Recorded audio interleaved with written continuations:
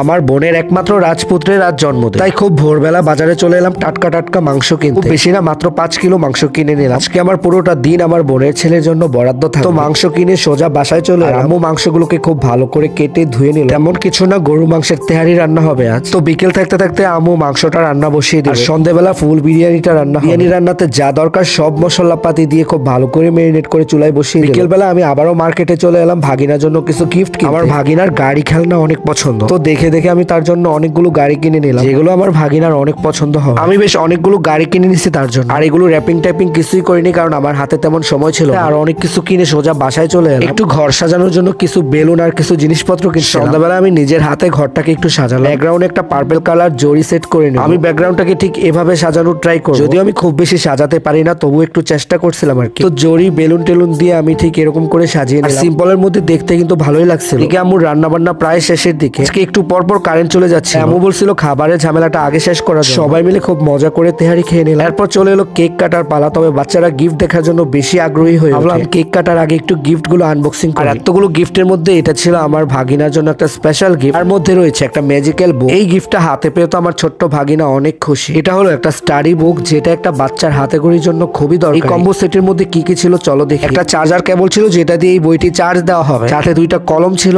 আর ছিল একটা ট্যাব। এই ট্যাবটা সম্পর্কে একটু পরে বলছি। এই দেখো, এটা হলো জায়ান্ট ইন্টেলিজেন্স একটা বইটি ওপেন করতেই প্রথমে একটা ম্যাজিক্যাল ওয়াটার বুক পেয়ে গেল। সম্পর্কেও পরে আসছি, তার আগে চলো এই বইটি সম্পর্কে জেনে আসি। এই বইটি নিজে নিজেই কথা বলে। একটা বাচ্চাকে পড়ানোর জন্য এই বইটি থাকলেই যথেষ্ট।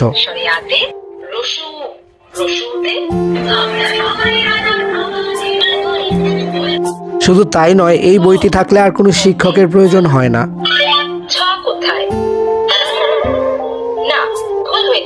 বইটি নিজে থেকেই কোশ্চেন করে, আবার ভুল হলে ভুলও ধরে। এই সুন্দর বইটি আমি নিয়েছি মাল্টিপর্ণ ফেসবুক পেজ। এমন একটা বই থাকলে বাচ্চারা তো এখন পড়বেই, তবে সেটা খুবই আগ্রহ নিয়ে। আর এই বইটি থাকলে আর এক্সট্রা কোনো খাতার প্রয়োজন হয় না। বইয়ের মধ্যে সকল বর্ণ সংখ্যা লেখা যায়, আবার এটা খুব সহজে মুছেও ফেলা যায়। এবার চলো জায়ান্ট ম্যাজিক ওয়াটার বুকটা একটু দেখে। এর মধ্যে অদৃশ্য কিছু পৃষ্ঠা আছে। এই কলমটা পানিতে চুবিয়ে একটু ঘষলে ছবিটা খুব সুন্দরভাবে দৃশ্যমান হয়ে ওঠে। দেখো, কোনো কলম বা কালি ছাড়াই কত সুন্দর একটা ছবি আঁকা হয়ে গেল। আবার এটা শুকিয়ে গেলে অটোমেটিকই মুছে যাবে। এভাবে একটা বই দিয়ে মাসের পর মাস চালানো যায়। আর এটা থেকে বাচ্চারা অনেক কিছু শিখতে পারবে। এই হলো একটা রাইটিং ট্যাব, যেটার মধ্যে সবকিছু লেখা যায়। সবচেয়ে মজার ব্যাপার হলো এখানে ইচ্ছা মতো লেখালেখি করে একটা চাপেই ডিলিট করা যায়। তো এটা থাকলে বাচ্চাদের আর কাগজ কলমের দরকার হবে। এই রাইটিং ট্যাব দিয়ে বাচ্চারা অনেক কিছু লেখা শিখতে পারবে। তাছাড়া চাইলে এখানে ছবিও আঁকতে পারবে। বাচ্চাদের জন্য এটা খুবই দরকারি একটা প্রোডাক্ট। তাছাড়া এটা যেহেতু একটা মোবাইল ট্যাবের মতো, বাচ্চাদের জন্য এটা খুবই ইন্টারেস্টিং হবে। এই সুন্দর বই সেটটি তোমরা পেয়ে যাবে মাল্টিপর্ণ ফেসবুক পেজ। অর্ডারের জন্য পেজের নাম ক্যাপশনে দিয়ে দিলাম। ফিরে এলাম এবার মূল ভিডিওতে। সবাই রেডি কেক কাটার জন্য। আমার ভাগিনা